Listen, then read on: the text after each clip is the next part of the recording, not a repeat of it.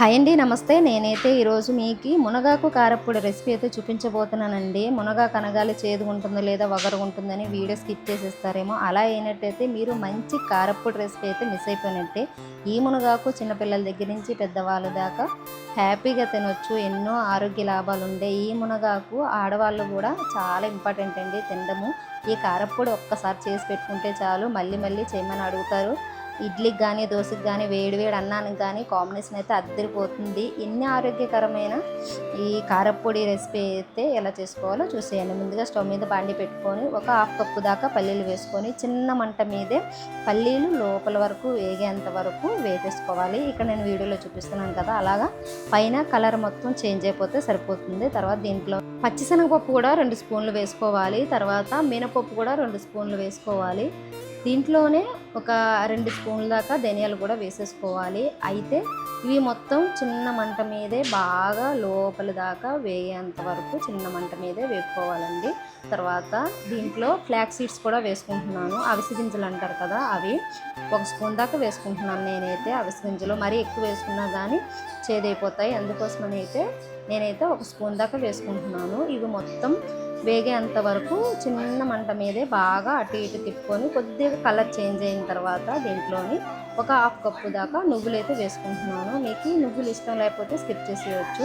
Half cup నువ్వులు వేసుకున్న తర్వాత 1 స్పూన్ దాకా జీలకర్ర కూడా దీంట్లో వేసేసుకొని చిన్న మంట మీదే బాగా మొత్తం వేగేంత వరకు వేపుకోవాలి. గరిటతో కలుపుకుంటూ ఏ మాత్రం మాడిపోయినా కానీ ఈ కారప్పొడి అనేది చేదు వస్తుంది చూసుకొని. ఇలా వేపుకున్న దినుసులన్నీ వేరే ప్లేట్లో తీసేసుకొని సేమ్ బాండి స్టవ్ మీద పెట్టేసి 1 టీ స్పూన్ వరకు నూనె వేసుకొని 10-12 వరకు ఎండుమిరపకాయలు అయితే వేసుకోవాలి. దీంట్లో పచ్చిమిరపకాయలు కాదండి, ఎండుమిరపకాయలు మాత్రం వేసుకోవాలి. 10-12 ఎండుమిరపకాయలు వేసుకొని ఇవి కూడా చిన్న మంట మీద లోపల వరకు బాగా ఏగేంత వరకు, కలర్ చేంజ్ అయ్యేంత వరకు చిన్న మంట మీద కలుపుకుంటూ వేపేసుకొని ఇవి కూడా వేరే ప్లేట్లో తీసేసుకొని సేమ్ బాండీలోని మరి కొంచెం నూనె వేసుకొని కడిగి ఆరబెట్టుకున్న కరివేపాకు 1 గుప్పుడు కానీ లేదా 2 గుప్పులు కానీ వేసుకోవాలి.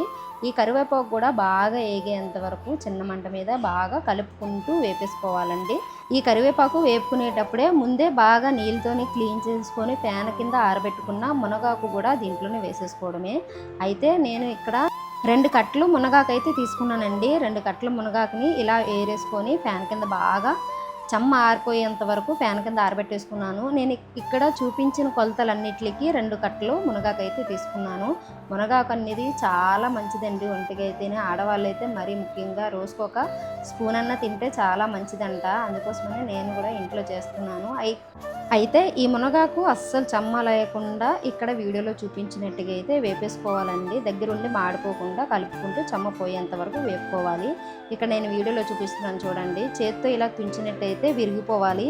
అంటే మెత్తగా కాకుండా సౌండ్ వచ్చి ఇలా వీడియోలో చూపించినట్టుగా బాగా గుండైపోవాలి. అంతవరకు వేపేసుకొని పక్కకు తీసేసుకోవడమే. ఇలా తీసుకున్న ఈ మునగాకు కొద్దిగా చల్లారిన తర్వాత ముందే వేపుకున్న ఈ దినుసులన్నీ మిక్సీ జార్లో అయితే వేసేసుకుంటున్నాను. ఇవి చల్లారిన తర్వాత మాత్రమే మిక్సీ పట్టుకోవాలండి, లేదంటే మెత్తగా అవుతాయి. అంటే అంటుకున్నట్టు అలాగా కొద్ది చల్లారిపోయినట్టయితే పొడి పొడిగా వస్తుంది. అప్పుడు కారపొడిలాగా బాగా కనిపిస్తుంది. ఒక 10-12 వరకు వెల్లుల్లి రెబ్బలు కూడా దీంట్లో వేసుకొని ఒక చిన్న నిమ్మకాయ సైజ్ అంతా చింతపండు కూడా దీంట్లో వేసుకుంటున్నానండి. ఖచ్చితంగా చింతపండు వేసుకోవాలి, అప్పుడే మునగాకులో చేదు వగర లాంటివి లేకుండా ఉంటాయి. ఈ నువ్వుపప్పు తర్వాత పల్లీలు ఇవన్నీ వల్ల కొద్దిగా చేదు లేకుండా వగరు లేకుండా ఈ మునగాకు కారపొడి అయితే వస్తుంది. ఈ పప్పులన్నిటిని లైట్ పలుకునేంత వరకు మిక్సీ పట్టేసుకొని ముందే వేయించి పెట్టుకున్న మునగాకు కరివేపాకు కూడా దీంట్లోనే వేసేసుకొని టేస్ట్కి తగ్గ రాళ్ళుప్పు కానీ లేదా సాల్ట్ కానీ వేసేసుకొని ఇంకా మూత పెట్టి మిక్సీ పట్టేసుకోవడమే అండి. లైట్ పలుకున్నా పర్వాలేదు, టేస్ట్ అయితే మాత్రం చాలా చాలా బాగుందండి. మునగాకు కారపొడి ఏ మాత్రం చేదు ఉండదు. ఒక్కసారి మీరు మీ ఇంట్లో ఇలా ట్రై చేయండి.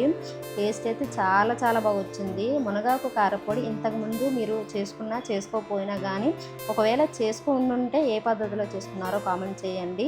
బాక్స్లో పెట్టేసుకుంటే ఒక నెల 15 రోజుల వరకు మాత్రం నిలువ ఉంటుంది. చాలా ఫ్రెష్గా ఉంటుంది. ఎప్పుడు బాక్స్ తీసినా కానీ ఫ్రెష్గా స్మెల్ అయితే వస్తుంది. ఇది ఇడ్లీయా లేదా దోశ అన్నంలోకి, వేడి వేడి అన్నంలోకి అయితే ఇంకా చెప్పొద్దు. ఏ మాత్రం ఒగరు లేదు, చేదు లేదు. మునగాకు పొడి మీరు ఎప్పుడు తినకపోయి ఉంటే ఒక్కసారి ఈ పద్ధతిలో చేసి చూడండి. టేస్టే కాదు సింపుల్గా చేసుకోవచ్చు. అంటే ఒక నెల వరకు కూడా నిలువ ఉంటుంది. ఒకసారి మీరు మీ ఇంట్లో ట్రై చేసి నాకు కామెంట్ చేయండి. వేడి వేడి అన్నంలో ఒక స్పూను లేదా 2 స్పూన్లు అలా వేసుకొని అన్నం మొత్తాన్ని కలిపేసుకొని అలాగ ముద్దలెట్టుకు తింటుంటే నోట్లో కరిగిపోతుంది. అసలు మునగాకు కారప్పొడి అనే అనిపించదు. నార్మల్గా ఈ పల్లీలు కారప్పొడి లేదా ఎండుమిరపకాయలు కారప్పొడి చేస్తుంటారు కదా, దానికన్నా టేస్ట్ అయితే చాలా చాలా బాగుందండి. మీరు మీ ఇంట్లో ఒకసారి ట్రై చేసి మీకు ఎలా వచ్చిందో ఖచ్చితంగా కామెంట్ చేయండి. బాయ్.